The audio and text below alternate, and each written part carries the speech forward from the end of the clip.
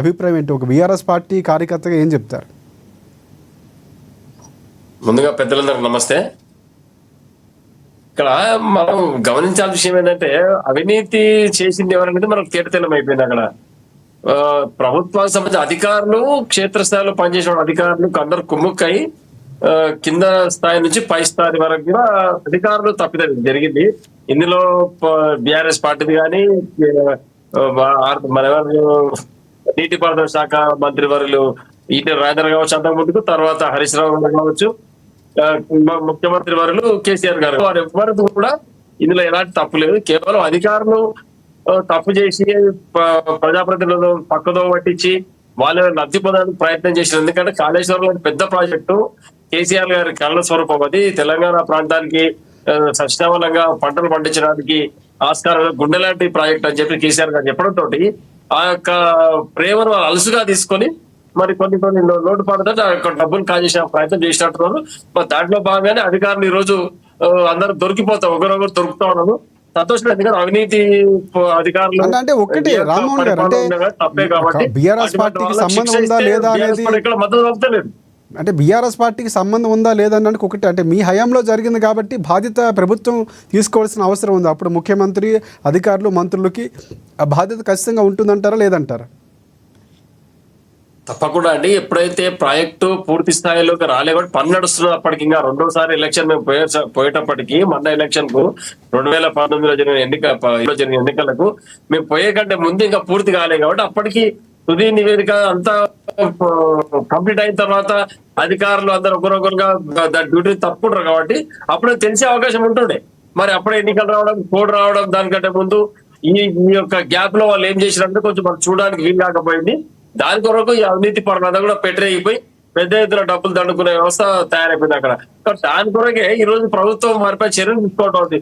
మొట్టమొదటిసారి ఇంజనీర్ దొరికినప్పుడు కూడా ఎక్కడ కూడా ముఖ్యమంత్రి గారు, మాజీ ముఖ్యమంత్రి కేసీఆర్ గారు కానీ బీఆర్ఎస్ పార్టీ ఎక్కడ కూడా ఆ విషయం అవినీతి విషయంలో ఎవరు వెనకేసుకురాలేదు. ఖచ్చితంగా మొట్టమొదటి చెప్తా ఉన్నాం. అంటే ఒకటి రామ్మోహన్ గారు, అంటే గతంలో కూడా ఎలక్షన్స్ ముందు కూడా ముఖ్యమంత్రి గారు చెప్తా ఉన్నాం.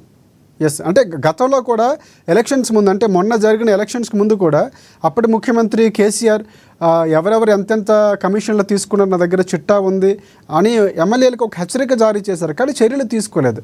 సో ఇలాంటివన్నీ కూడా ఆయన కనుసన్నల్లోనే జరిగాయి. ఆయన ఏమైనా కొంతవరకు చూసి చూడనట్లు వ్యవహరించారా అన్నటువంటి అనుమానాలు వ్యక్తమవుతున్నాయి. గతంలో మాట్లాడిన మాటలకు ఇప్పుడు బయటపడుతున్న అంశాలకు చూసుకుంటే మీరే చెప్పినారు. ఇప్పుడు ఏమన్నారు మీరు?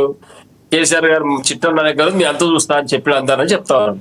ఒకవేళ కేసీఆర్ గారు అట్లా ప్రోత్సహించితే ఆ మాట అనకపోయేవారు కదా. కాబట్టి ఇందులో కేసీఆర్ గారి వీసం ఎత్తు కూడా తప్పలేదు. ఈ తెలంగాణ ప్రాంతాన్ని సస్యశ్యామలం చేయాలి, ఈ పొలాలు మొత్తం పంటలు పండాలి, బంగారు పంటలు పండాలి కలలు కాని వ్యక్తి కేసీఆర్ గారు. దాంట్లో ఆ యొక్క రైతులను దృష్టిలో పెట్టుకొని తెలంగాణ యొక్క అన్నపూర్ణగా తయారు కావాలి తెలంగాణ భారతదేశానికి అని చెప్పి ఉద్దేశంతో నీళ్లు, విద్యుత్తు నిరంతరం సరఫరా ఉండాలని చెప్పేసి 24 గంటల నాణ్యమైన కరెంటు, రైతులకు మంచి యొక్క పథకాలు, రైతు బంధు, రైతు బీమా కావచ్చు, పంట రుణమాఫీ కావచ్చు, ఇవన్నీ జరిగింది. దాంతో పాటు నీళ్లు ఇంపార్టెంట్ కాబట్టి పెద్ద ప్రాజెక్టు నిర్మాణం చేసి పెద్ద ఎత్తున పంట పొలాల కాలువల ద్వారా నీళ్లు పండించి ప్రజలందరూ సుభిక్షంగా ఉండేలాగా తయారు చేసే వ్యక్తి కేసీఆర్ గారు. ఈ రోజు రేవంత్ రెడ్డి గారు వచ్చిన తర్వాత 22-23 నెలలు అవుతుంది. గడిచిన 23 నెలలుగా ఈ యొక్క కాళేశ్వరం ప్రాజెక్టు గురించి కేవలం డైలాగ్ కొట్టడం తప్ప, కాళేశ్వరం కాదు కూలేశ్వరం డైలాగ్ కూడా కొట్టడం తప్ప, మరి ఆ కాళేశ్వరం ప్రాజెక్ట్ ఎక్కడైతే డ్యామేజ్ 2 పియర్లు డ్యామేజ్ అయినాయో వాటి పునరుద్ధరణకు తీసుకున్న చర్యలు ఏమిటో ఈ రోజు వరకు కూడా ముఖ్యమంత్రి వారు రేవంత్ రెడ్డి గారు చెప్పడం లేదు. ఎందుకు చేస్తున్నారు ఈ పని? మరి నీటిపారుదల శాఖ మంత్రి కెప్టెన్ ఉత్తమ్ కుమార్ గారు మరి ఏం చేస్తున్నారు? ఉప ముఖ్యమంత్రి గారు, భట్టి గారు అందరూ కూడా పెద్ద ఎత్తున పేపర్లో ఫోటోలో ఫోజులు ఇవ్వడం, మా యొక్క రేషన్ కార్డులు ఇస్తున్న వాళ్ళు పెద్ద పెద్ద హోర్డింగ్లు పెట్టి వేల కోట్ల రూపాయలు ప్రజాధనాన్ని దుర్వినియోగం చేయడం, జీతాలు లేవు, అప్పులు గుర్తలేవు, నా పరిస్థితి బాగలేదు, నన్ను ఎవరు నమ్ముతలేదు సాక్షాత్తు ముఖ్యమంత్రి గారు పత్రికాముఖంగా చెప్పుకోవడం. ఇంతకాలం దౌర్భాగ్య స్థితి ఏమిటంటే ఈ రోజు రంగనాథ్ గారు హైడ్రా పేరు మీద ఒక ప్రకటన విడుదల చేసింది. ఇది బడుగు బలైన వర్గాల పిల్లలు చదువుతున్నారు, మైనార్టీ పిల్లలు, ఈయన ఫీజులు తీసుకోకుండా పెద్ద కాలేజీ నడుపుతున్నాడు, ఈయన పెద్ద మహాన్ పుణ్యాత్ములు అన్నట్టు చెప్తాడు రంగనాథ్ గారు. రంగనాథ్ ఎట్లా చెప్తున్నాడు? ఒక అధికారి, ప్రభుత్వ అధికారి నిన్న డిక్లేర్ చేస్తారా, నేనేం చేస్తలేదు, చేస్తలేవు, అందుకే వదిలిపెట్టినా.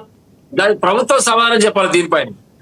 బడుగు బలైన వర్గాలు జేసీబీలకు అడ్డం పడి కాళ్ళు మొత్తుకుంటూ కోర్టు హైకోర్టు ఆర్డర్ ఇస్తే కూడా కాయిదాలు చూపిస్తే చూడకుండా నిర్దాక్షిణంగా మంది ఇల్లు కొడుతూ ఇదంతా మొత్తం డైవర్షన్ పాలిటిక్స్. దీనిపై నిన్నేం చెప్పిండు, హైడ్రా పక్కకు వదిలిపెట్టిండు, మూసి పక్కకు వదిలిపెట్టిండు, గృహిణికి ఇస్తున్నటువంటి సిలిండర్ పైన సబ్సిడీ పక్కకు వదిలిపెట్టిండు, స్కూటీలు పక్కకు వదిలిపెట్టిండు. కేవలం డైవర్షన్స్, పబ్లిక్ యొక్క దృష్టి మరల్చడానికి బట్ట కాల్చి మీదేయాలి, ఏదో ఒకటి చేస్తాడు. ఇప్పుడు శివాన్ని చెప్తున్నాడు పెద్దలు, హెచ్సిఎల్ కూడా అక్రమం జరిగిందని. హెచ్సిఎల్ అక్రమం జరిగితే ఆయన సస్పెండ్ చేసిరు, ఆయన జైలు గవర్నమెంట్ అరెస్ట్ చేసిరు, ఆ చర్యలు తీసుకుంటారు. అది నామినేటెడ్ పోస్ట్ గా శివనాది ఎలక్షన్ లో గెలిచిన పోస్ట్ అది. మరి ఏ పార్టీకి సంబంధించింది ఎవరనేది పక్కకు పెడితే ఆయన ఎలక్షన్ లో గెలిచింది కూడా ఆ సభ్యులు ఎట్లా ఓటేసి మరి ఏందనేది ప్రజాస్వామ్యంగా జరిగిన విషయం. ఖచ్చితంగా ప్రభుత్వం చర్య తీసుకోవాలి. కాంగ్రెస్ పార్టీ ఎక్కడ కూడా సపోర్ట్ పలుకుతలేదు.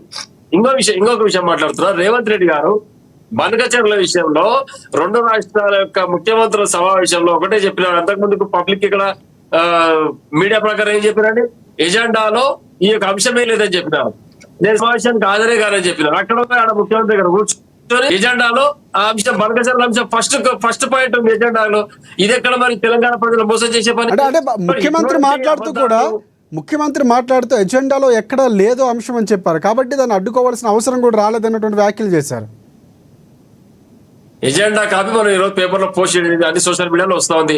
హరీష్ రావు గారు బయట పెట్టిన విషయం, ఎజెండా కాపీలు మనకు మీడియాకు దొరికినాయి కదా. విషయం చూడండి, మీరు కూడా తీసుకోండి ఒకసారి. ఎందుకంటే ఇటువంటి అబద్ధం మాటలు ఇక్కడ చెప్పడం, ఢిల్లీలో కూర్చొని గురుదక్షరగా చంద్రబాబు వెనుక తొత్తులాగా మారడం రేవంత్ రెడ్డికి చెల్లింది ఇది. ఎందుకంటే కాంగ్రెస్ పార్టీ అనాదిగా తెలంగాణ పైన ప్రేమ లేదు కదా. తెలంగాణకు ద్రోహం ఎవరు చేసి తెలంగాణ ఇచ్చింది కాంగ్రెస్ పార్టీ, ఆ రోజు తెలంగాణ ఇచ్చింది కాంగ్రెస్ పార్టీ అదే మాట చెప్తుంది. రైట్ రైట్ రైట్ రామ్మోహన్ గారు